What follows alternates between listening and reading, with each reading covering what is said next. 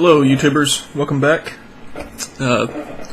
Thanks for watching. I just wanted to go over a few books that I picked up this week at Hastings and also from eBay. The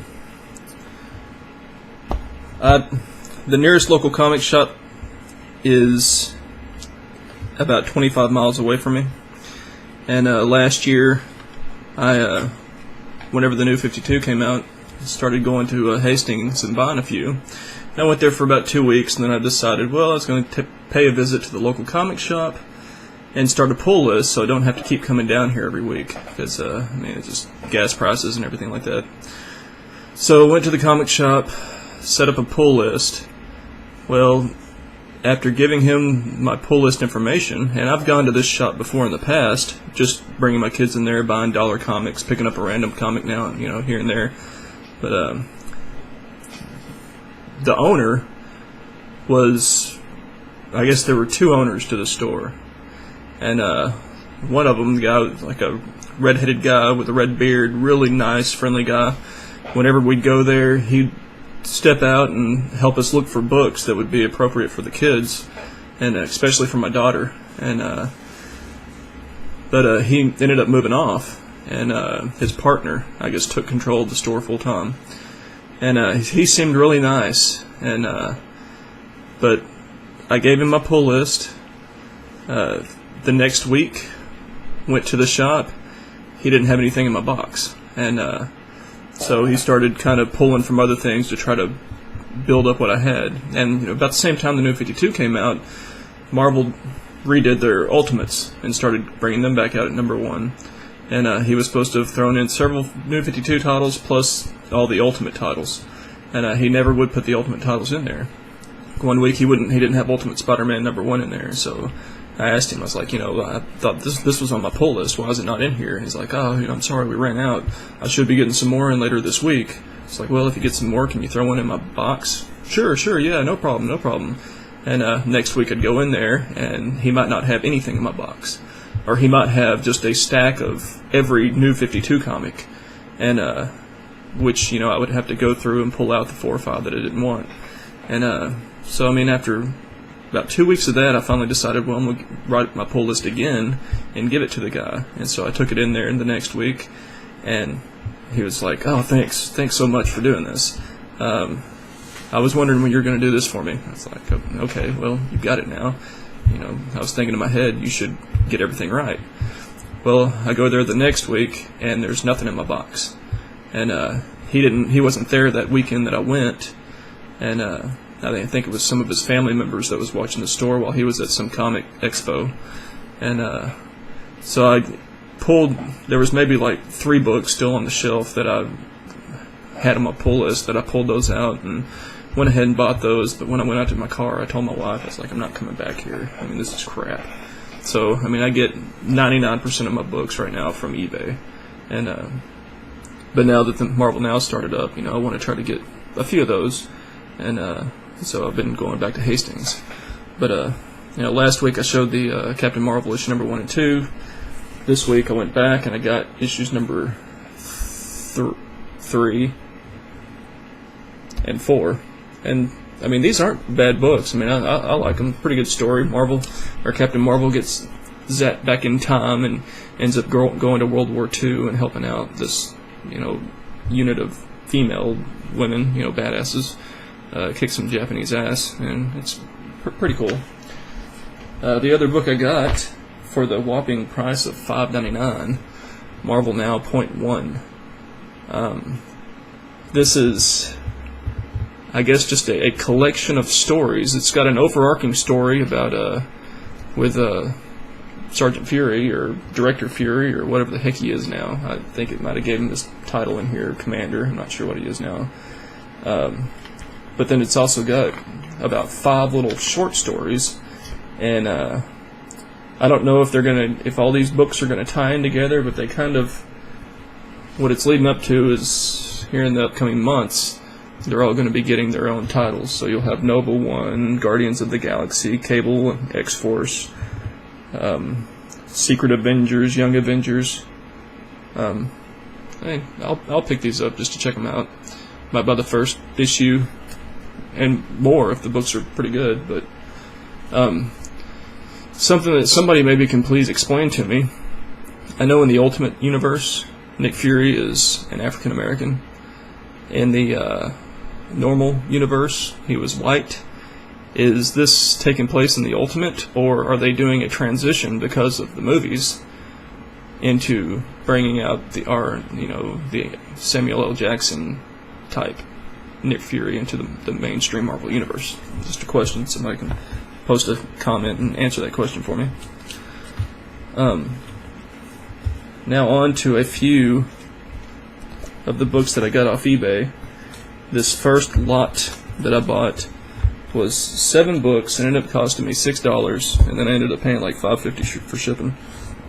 So it's like $11.50, and it was kind of just a crapshoot because there was no description on the quality, and then the picture, it was a good picture, but it was far enough away that you really couldn't tell if there was any, if you couldn't tell what the condition of the books were.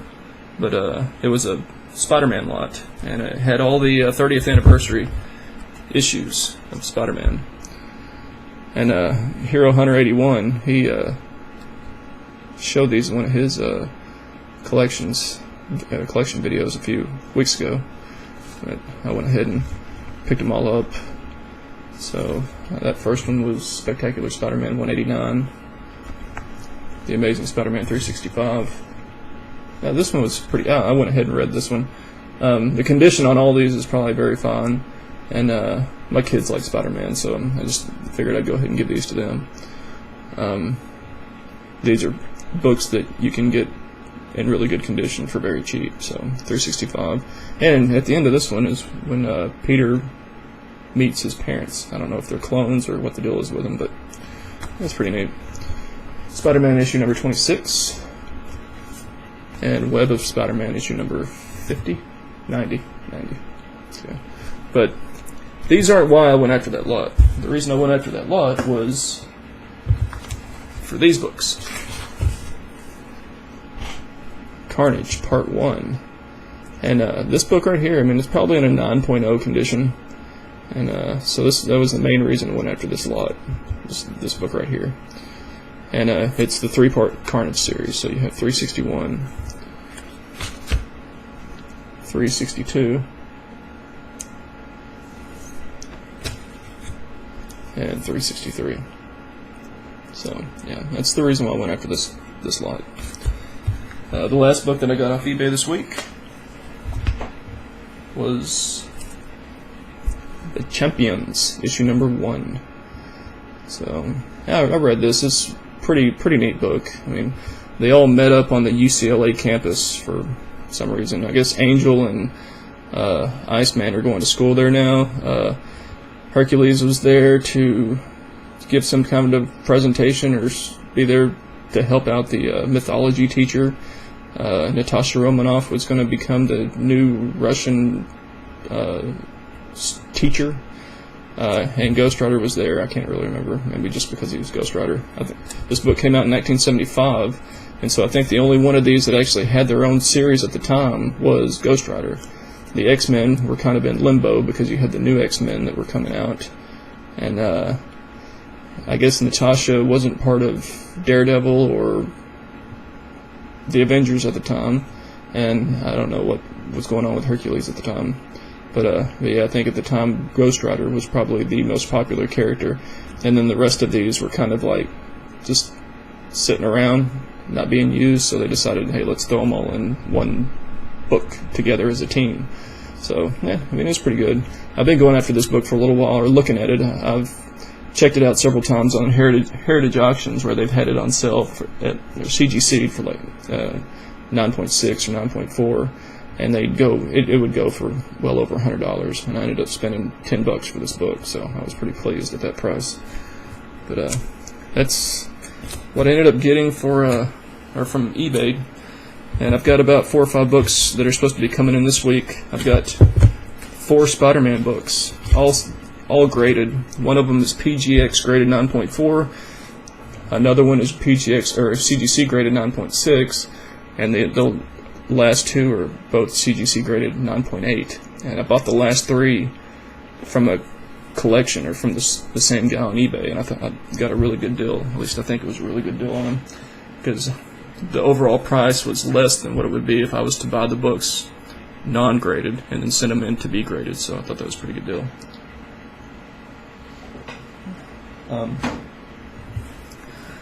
Lastly, before I end this video, I actually shot this video earlier this morning, but I was having problems with the microphone, and I realized, well, I wasn't using my normal microphone. The setting somehow got changed back over to the webcam mic, and the audio quality was terrible. So I had like a 20-something minute video, and this one's already, I'm almost done with 10 minutes into it. But a couple shout-outs. Somebody that shouted me out the other day, Hero Hunter 81, I appreciate that. I really appreciate the shout-out. We both have a lot of the same collecting habits, I guess. We go after a lot of the same stuff.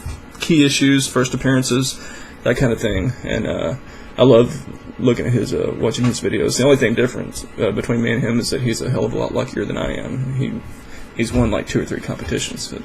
Or two or three contests, not competitions, but contests. And so that's, you're one lucky son of a bitch. But no, congratulations. That Wolverine #1 is pretty cool book. I've got it CGC graded at an 8, but I would love to have one at a 9 or higher. But yeah, I really appreciate that shout out. I appreciate your videos. They're really nice. DeCosta DC Comics, love your videos. I mean, you and Hero Hunter, Mongo Stomp Tom, you three, really, you're my main three. I mean, I get on here and yeah, and here recently, Loki Goblin. I mean, you make almost a video a day, so I mean, you've always got something out there. And but you four, let me put it that way, you four, you know, one of the reasons why I check this every day, just to see what you guys have put out, and check out your collections, hear what you got to say about, you know, reviews or whatever.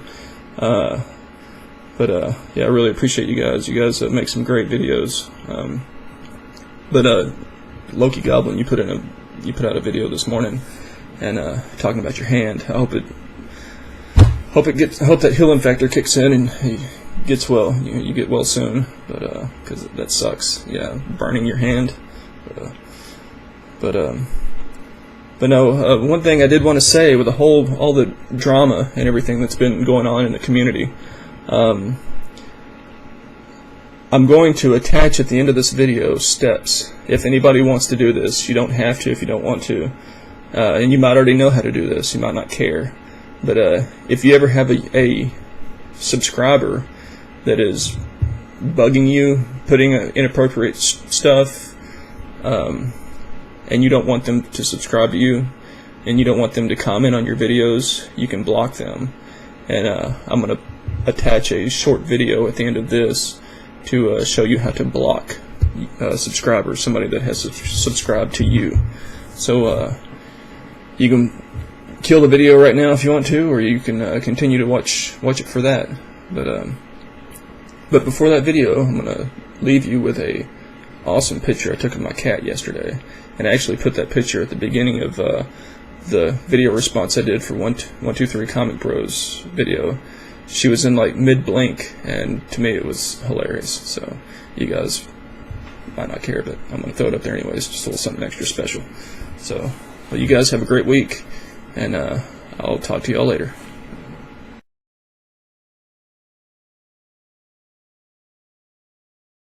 Alright guys, the first thing we're going to do to block a user is go down to My Channel on the left-hand side, click it.